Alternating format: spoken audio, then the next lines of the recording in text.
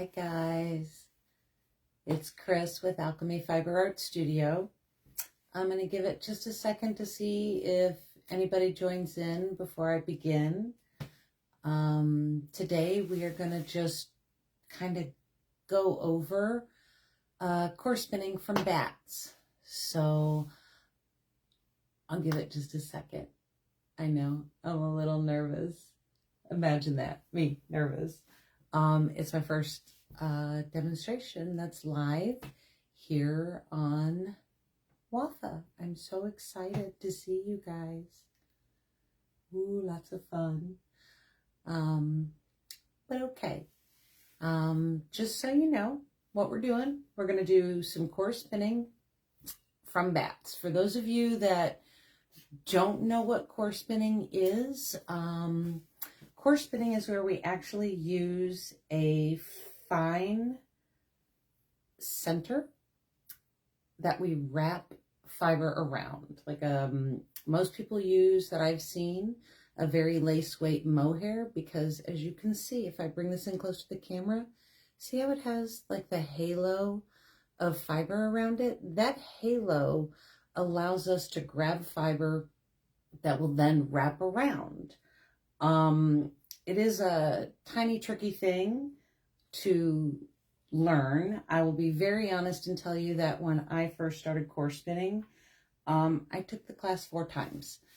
The first 3 times I was frustrated, and the 4th time the instructor said, okay, you're not paying for this class, you're going to get it today, or I don't know what to do.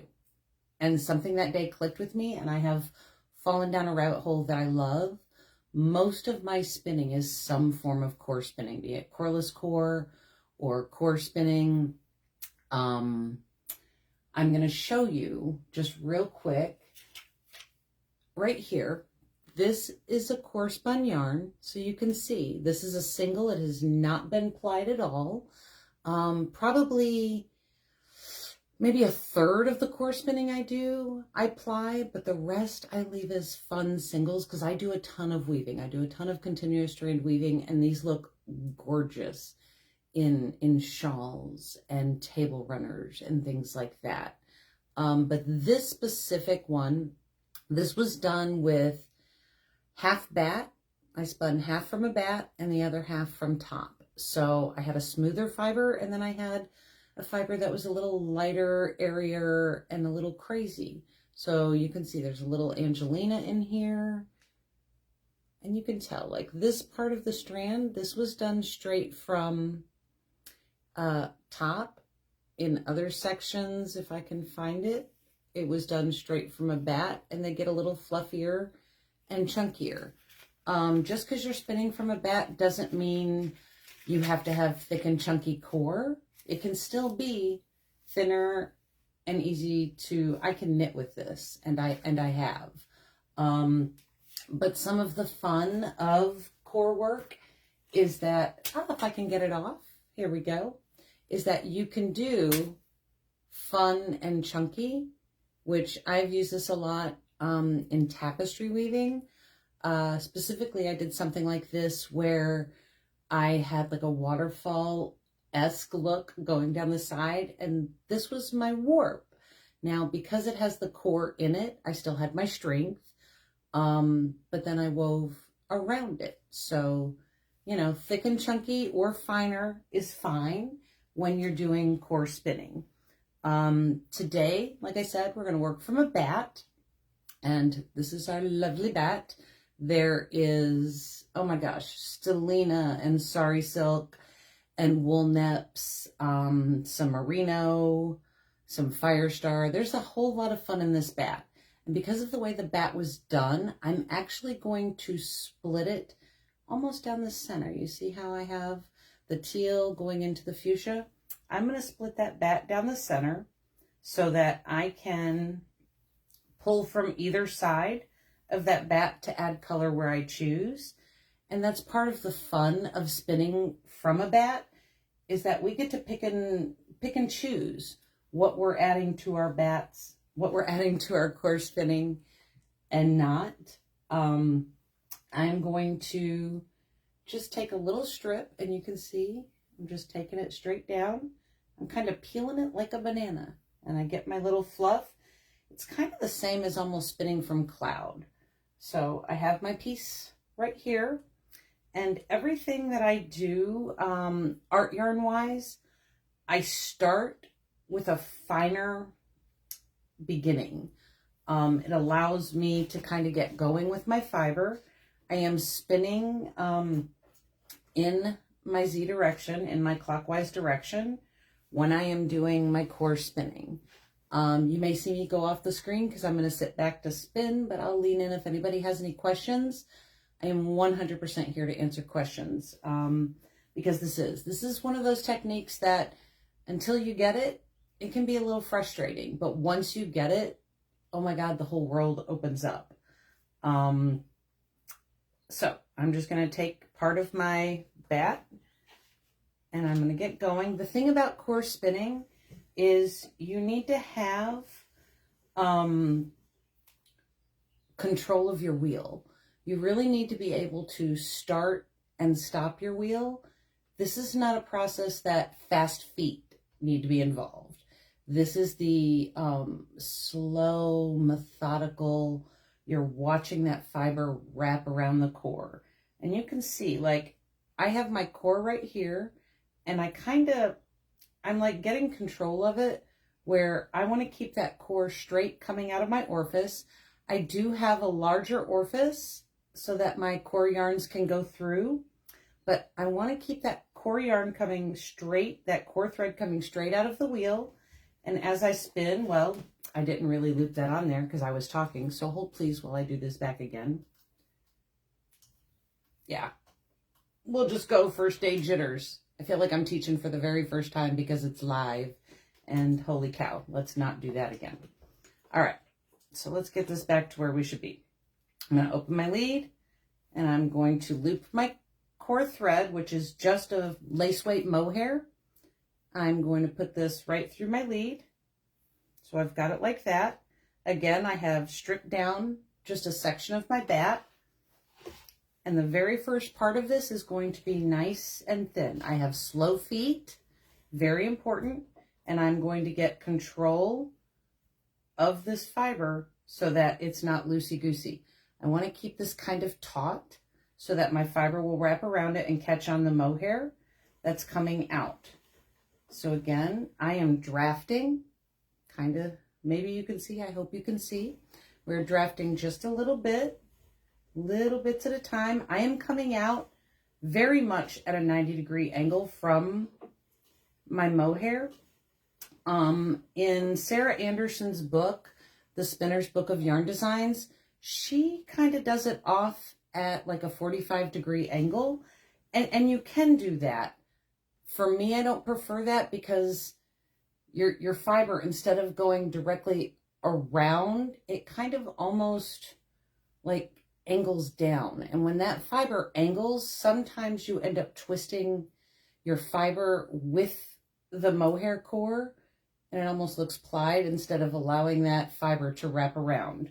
So you can see I just kind of started, and I'm doing just a little thin area. And that just kind of gets me started. Now, the wonderful thing about core is you can decide how thick or how thin you want it to be. And it's all about how much fiber you pull from your bat. I use my first finger and my thumb to pull out what I need. And I let that wrap. You can see I'm getting a thicker section there. Almost kind of looks like slub work. But you just come in. I am lifting a little bit because I want you guys to see what I'm doing. I took a larger section out. Now, if I want to come in and I want to do some real chunky funky with this, I will take a section like this. I'll let it go. I have slow feet. I'm going to twist my hand under so that I move backwards, back over what I have just put on my mohair. And then I'm going to twist it towards me again. And you can see I'm creating like my own thick slub work right there. See how that area is just a little bit thicker? And then, like I said, the fun part of the bat is I can choose to change colors. If I want to move from the pink and the blacks and all of this, I can move into my next color whenever I choose, as long as I pick it up, because it fell off my lap. Let me get this. And the thing about slow feet, if you use really fast feet when you're doing this and you want to leave a single that has good balance, if you overspin this, you can see this. This does not have, like, if I hang this upside down, I don't have twist in this. I have just enough twist that I keep a coherent skein of yarn. But what I don't have is an over twist that is going to keep this from being able to be used when you're weaving with it, when you're crocheting with it, when you're knitting with it, whatever your little heart chooses. I have fiber hanging everywhere in this room. Good Lord. But if you are spinning really fast and you're getting that fiber on that mohair in a very quick manner, you're going to end up over twisting this. And then your only choice is going to be to ply it to get some of that energy out so that you create a balanced yarn. It's very, very important if you're going to use this in something to create something that's balanced. And there are yarns out there that say, oh, we want to over twist and we want to over twist because then we're going to take all of this over twist and we're going to spin it in the other direction. And so there are ways and times for that. Coarse spinning is not one of them. So again, I'm just going to strip a section of my bat down, set it out of the way, and all I'm doing is switching colors. And the only thing I'm doing is I'm pulling my fiber back out. I wrapped it around up here so that it would hold for me. I'm just going to take a little bit of fiber. The halo that's on my mohair will allow us to catch that fiber. And you can see I have my mohair coming down, wrapped around my pinky. Then it comes up over my thumb and comes from behind me. That allows me to maintain a really good grip on my fibers. Okay, so again, I'm going to start right here. I'm going to let that go on. And I'm using my first finger and my thumb to pull fiber out, but also holding down here so that I'm drafting. And I can draft very finely, or I can draft just a little bit at a time. Some people will inch it and just kind of draft along as they go. I find I tend to be I'm a long puller. I tend to pull a lot out so I can see what's getting ready to come around. I try to anticipate what it's going to look like and visualize as I'm going. And I'm like, oh, if I don't want that there, well, then I have the opportunity to move it. This first finger right here that is underneath my strand, I'm using that to smooth as we go, okay? So I'm going to pull down and I'm smoothing. Again, I'm going to pull a little thicker section so that I can get more semi-slub work. I'm going to turn back. And if it got too thick, I'm just stopping. I'm pulling that out and then I'm letting it go again. That's the fun part about core, is you can do what you want to do when you want to do it. Now, if I want to get crazy with the bat and I'm like, ooh, this bat didn't have any locks in it, and I want to add some locks to it, I am 100% capable of adding those locks in as I go. And let's see. I can just take a little bit of, these are Teeswater locks. And I know some people are like, oh, shameful, but they're so silky and pretty. And I just kind of take these, I open them up just a little bit. I don't want to destroy the integrity of the lock when I'm putting it in there with the bats. But I'm just going to open it up. And again, I'm maintaining my core yarns coming straight out of my orifice, okay? And then I am going to continue going. And I'm going to kind of pull on those locks a little bit.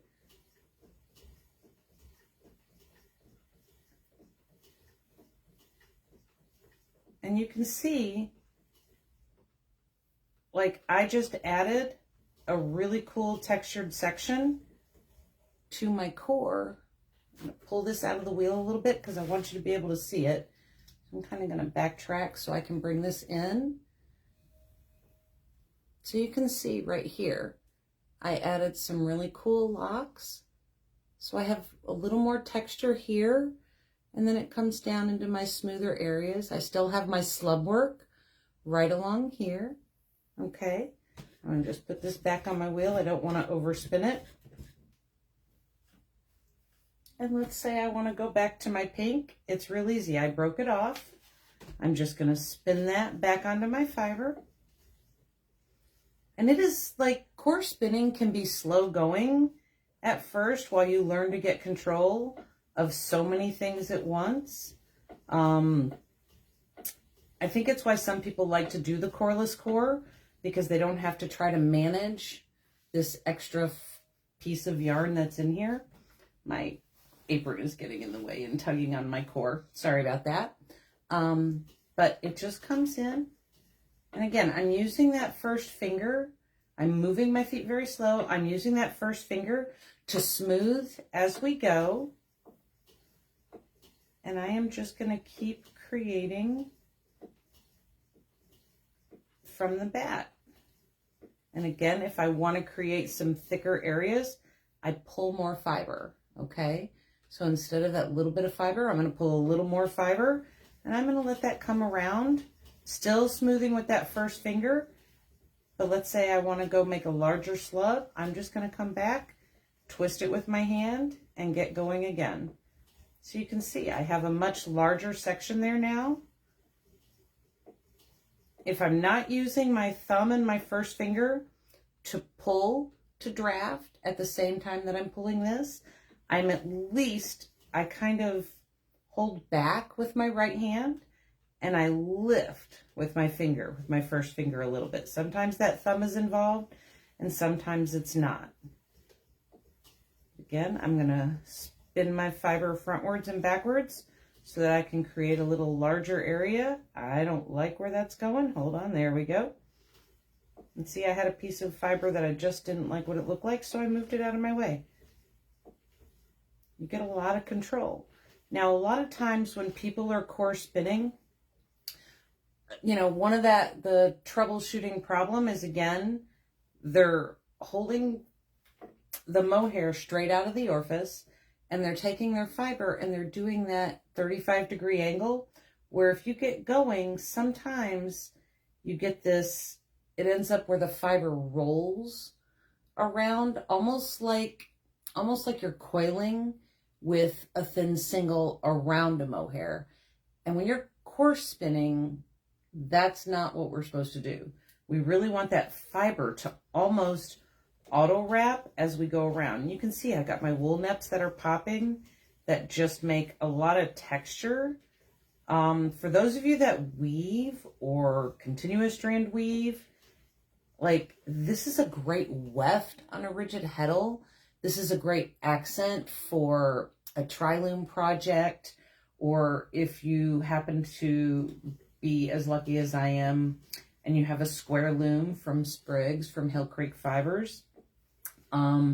These are awesome if you're going to do a poncho. Like, you can just put some accent pieces going straight down through the project. But again, the thing with, like, I feel like sometimes spinning from the bat's a little harder than spinning straight from roving or top. Because if you're looking for smooth, it's a little harder to get smooth work from a bat. It can be done. Part of the reason I like spinning from the bat is because you have the opportunity and more control for placement, where when you're spinning straight from a braid, you kind of have the color wherever the indie dyer decided to put it. And the only way to really change up the color pattern is to break that braid down into pieces, into pieces, into pieces. That's a lot of work. A bat is so easy to take apart and move around. You know, I have that luxury of choosing what part of the bat I like simply by, hold on, let me lock this on my wheel. simply by taking my fiber and stripping it down, just like that. So I have my part of the bat, and if I want it in a smaller section that's a little more controllable, I can pull my bat apart and I can spin with a little bit, or I could have kept it together and spun with the whole section. Now, sometimes I will take my bat and I like all my colors, but I want to add a little bit more pop and fun. I'll break it apart like cloud, still trying to kind of keep my fibers moving up and down. And I will grab some colorful locks that are maybe different than what I'm spinning. And I will come in and I will open these up a little bit, just so that the fiber has the opportunity to catch wherever I want it to catch. And I'm just opening them up. Again, not destroying the integrity of the lock at all. I do a ton of lock spinning, and I get really freaked out when people start like taking combs to locks. I know it's a favorite thing of people. It's just not my favorite thing, because, oh no, they were curly on the sheep. I want to see them curly wherever they go. So that's always a thing. But again, I will just take the locks and I will mix it in with that little bit of like fake cloud that I have created. And then I will just spin from that. So I just kind of made myself a little lock sandwich, I guess you could say. All right. So again, we're going to come back. I'm going to make sure that I have control of my mohair, which is my core, just in case you're just joining. So I have that mohair core. I have it kind of wrapped so that I can keep this taut coming out of the wheel. I don't want that mohair loosey-goosey. If that mohair is loosey-goosey, I'm not going to be able to get smooth core, because I'm not going to be able to use my first finger down here to keep that core smooth. See, first finger, left hand under here, keeping it nice and smooth.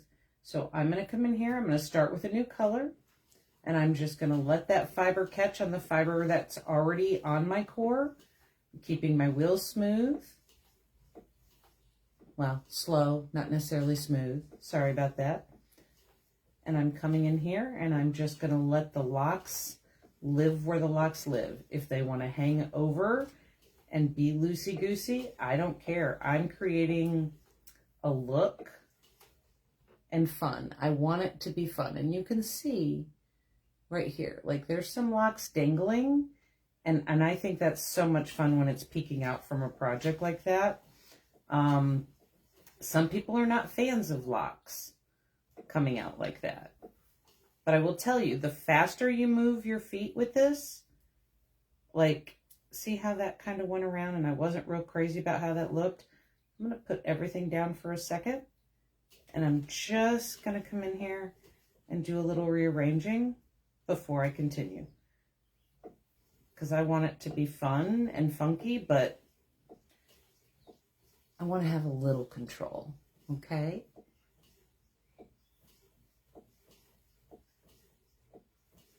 So I hope if any of you tune in later, if you have questions, please, like, comment underneath the video or message me on alk&me. I am 100% happy to answer any questions you have about core spinning. It is my jam, 100%. My business partner, Sue, she does the most beautiful thick and thin you have ever seen in your life. When she spiral plies it, it's stunning. I do okay. This is my thing. Anything having to do with lock spinning, core spinning, that's where I find my fun. And you can see right here, I am just taking locks and coming straight around that core because I just want to break up the section. It's the beauty of core spinning. I have all the control. Nobody else gets it. I get it. I love core spinning. And you can see I keep my wheel going at like a steady pace. Okay. Now, if I want to, hold on, I'm going to get that out of my way. You can see like I'm coming up on a section of my fiber that's kind of, it's very heavy. All right. So I'm going to open my fiber up a little bit just so it gets airy. and I'm going to pull back on it like this. I'm still at a 90-degree angle, and I'm going to pull back, and I'm going to let it wrap around.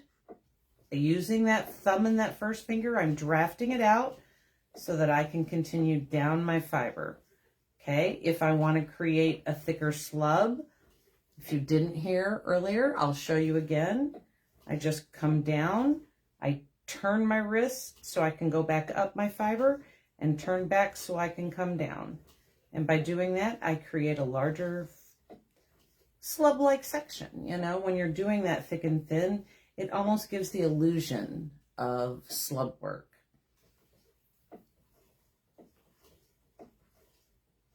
Now, for anybody that's going to be around, that's going to Allegan, to Michigan, we will have a booth there. And if you have any questions at all about core spinning, lock spinning, or spiral plying, your thick and thin, Sue and I are there to answer any of your questions. We are all about sharing knowledge. I'll tell you, one of the other things that I will do is sometimes I have in the past made a bat out of all natural fibers just because I like what it does to my fiber when I open it up.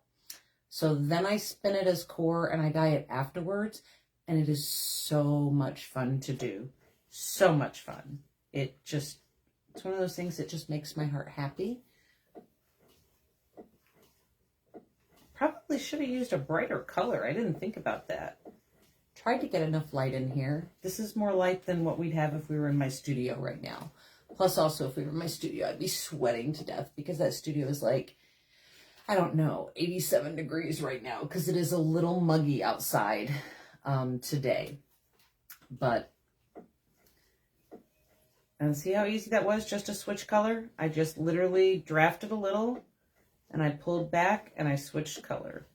Using my first finger, I'm just smoothing as I go. Always, always smoothing as we go. Okay? And again, with the core, I can make this core as fine or as thin as I like. It really depends on your intended use, you know. Always, always think about your intended use. When I core spin, for me, I just know that it's going to go in something woven. So for me, the chunkier, the funkier, the better. Some people like a finer core. And it's gorgeous when you do fine cores. What you can do with this after the fact, I will tell you. Let me show you. I'm going to pop this down real quick. We have just a couple minutes. So this right here. All right. Hopefully you can see this. All right. This core spun was just simply set. It was not fulled to the full effect of like hot, cold, hot, cold. This was just a simple, like warm, cold set. Just because I wanted to keep the integrity of this. Now, this other, let me reach down and get it. Sorry about that.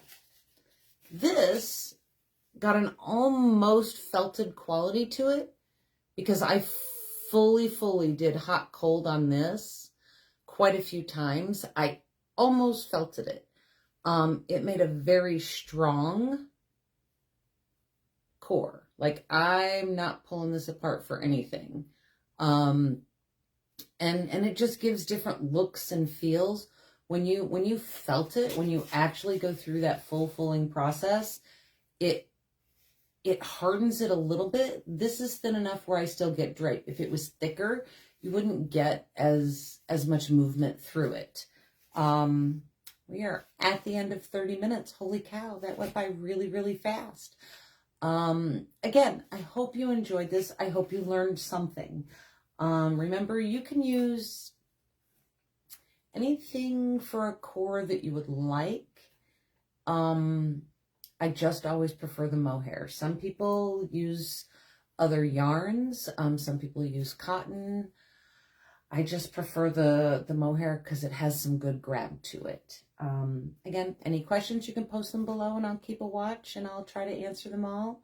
Hope everybody had a wonderful 4th of July. Thank you so much. We appreciate you in our community so very much. And we are all about helping you guys learn. All right. You have a great day and we'll see everybody soon. Bye.